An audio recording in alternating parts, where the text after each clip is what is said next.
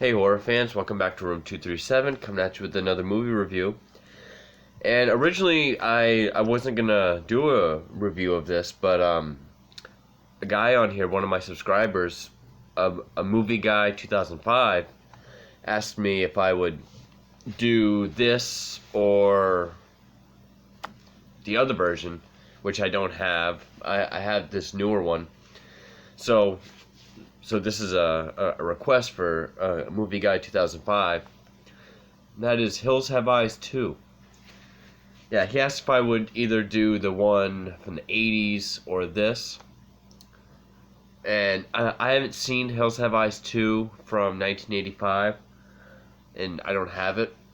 But I do have this one. And this isn't a remake of that Hills Have Eyes 2, it's just a sequel to the 2006 remake. Came out in 2007, and I've kind of been back and forth on this movie. When it first came out, I was super excited. I was a freshman in high school because I loved the remake. I still do. And, I really like the story of, these people turned into mutants. Now they're cannibals.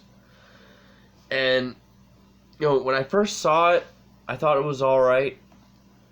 And then I watched it again later, and I was like, well, I guess the mutant stuff is cool, but the movie itself isn't that great. And I just rewatched it because it's been a while, and I still enjoy it. It's not as good of a film as the remake. It is a decent continuation. Basically, the story is, the events of the first film, the survivors must have told somebody. Now the military is involved. They know about, there's some sort of twisted cannibal family in the hills. And they're going to set up some surveillance, do a seek and destroy mission. But the opening scene, a couple people are killed. The scientists are killed. One colonel of the military. And there's these National Guard trainees who are supposed to go give supplies to the scientists, but then that becomes a search and rescue because they see something's wrong, and they see a distress signal, like a mirror glare, and they're hunted one by one by this other clan. Clearly these mutants are related to the Papa Jupiter clan of the remake, but this is just a different branch or whatever. And you can kind of tell, but it is elaborated on in the featurettes in this.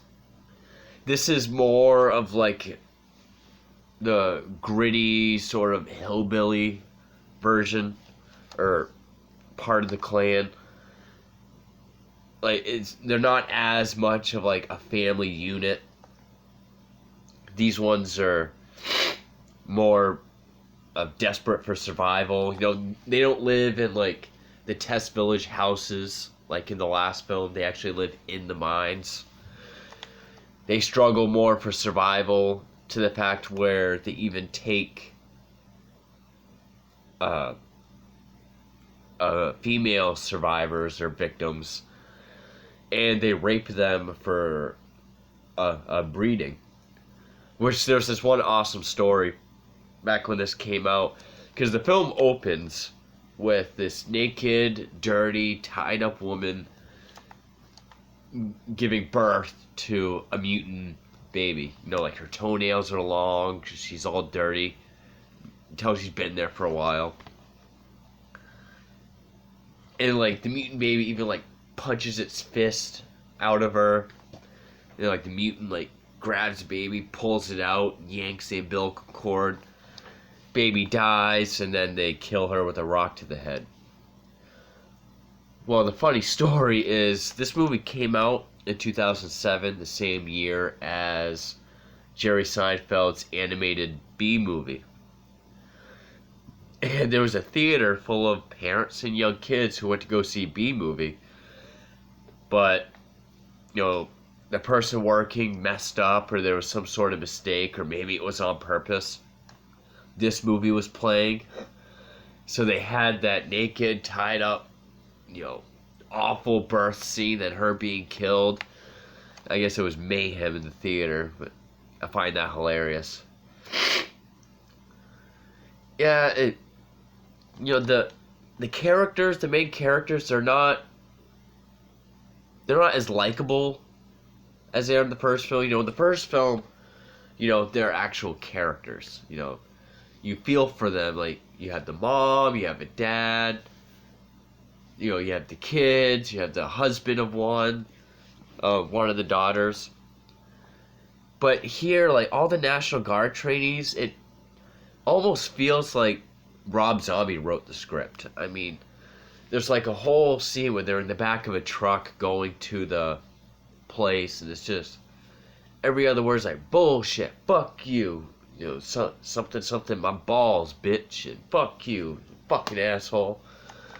No one's really that likable, except for, I guess, like the lead guy whose nickname is Napoleon, because he's like the intellect, or the intellectual. And so you don't really care much for any of the characters in this.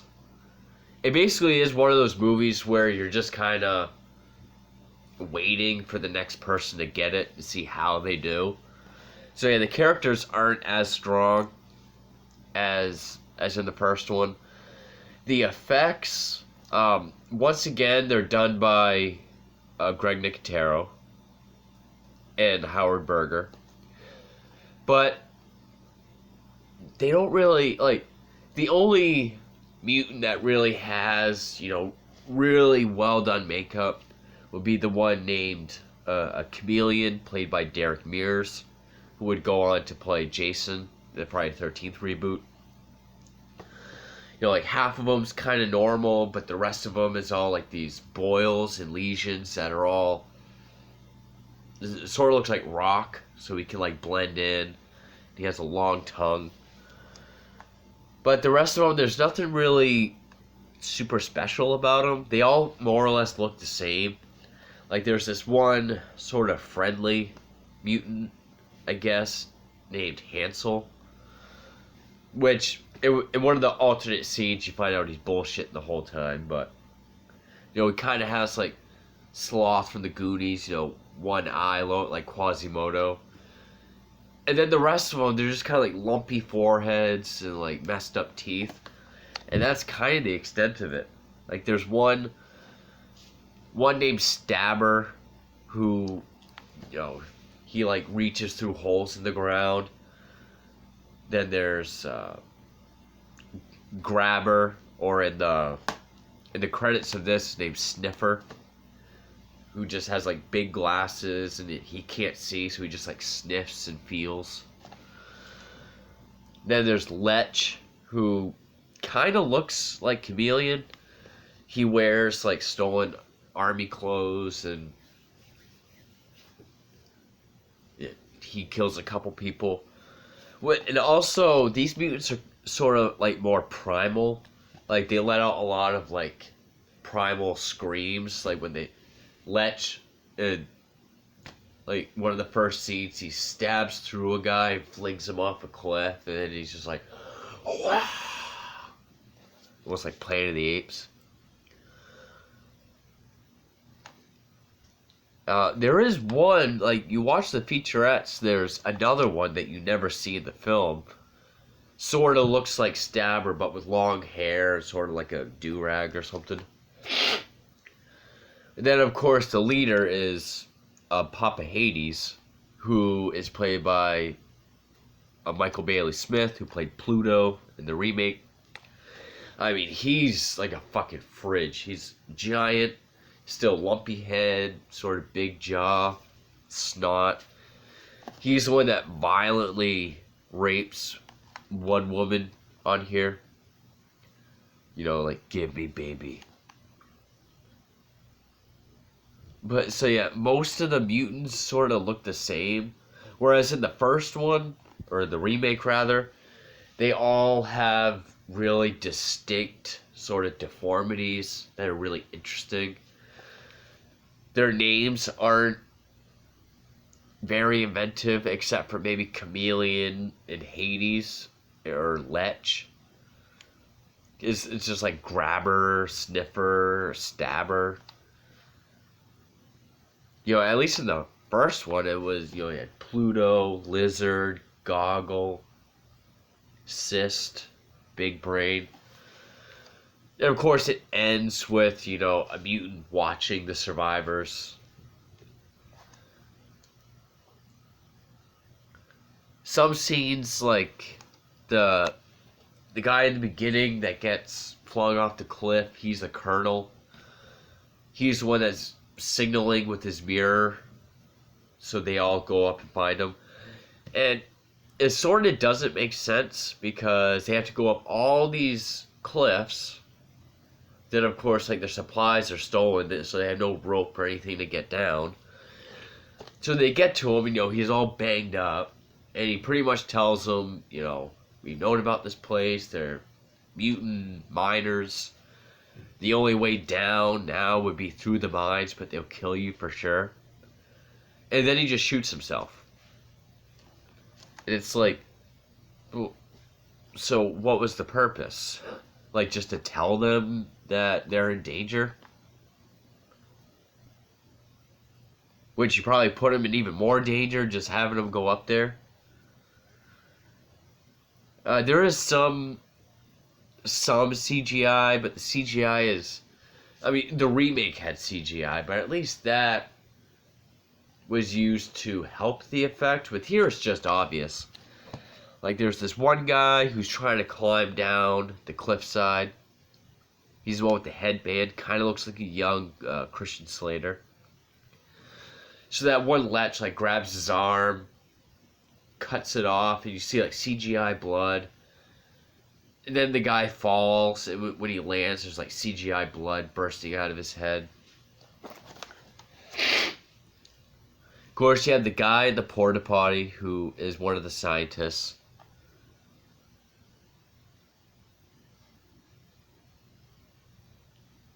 And so, yeah, it still looks like a Hills Have Eyes film. Great shots of, like, the desert. Not as many good ones as in the remake. The soundtrack, they could have still used some really old songs, like in the remake. Like the one from the opening credits, like More and More by Webb Pierce, or that In the Valley of the Sun by someone else. But there's not really any songs. And as far as the score, it has the duh, duh, that the remake had. Then it just had like this sort of ominous sound whenever somebody dies.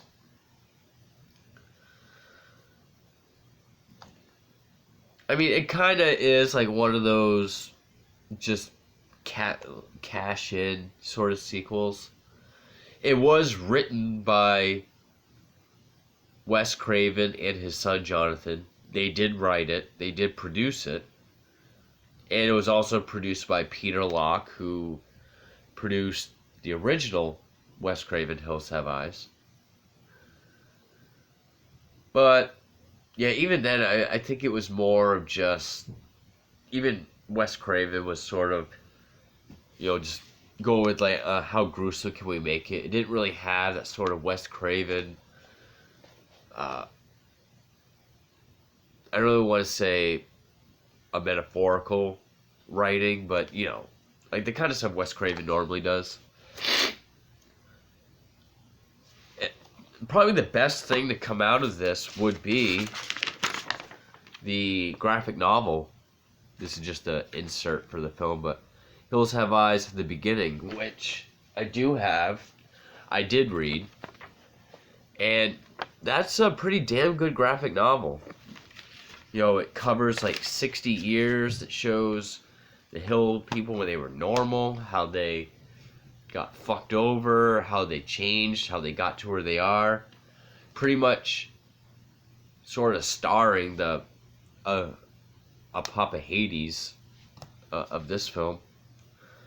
I mean, it still had, there were some scenes of dread, like when the trainees are walking through the hills, and you sort of hear laughs or screams, and sort of see like heads poking out of like a corner, and sort of sense of being watched and followed. It did have that. It just didn't have, strong, likable characters. The mutants weren't as interesting as before.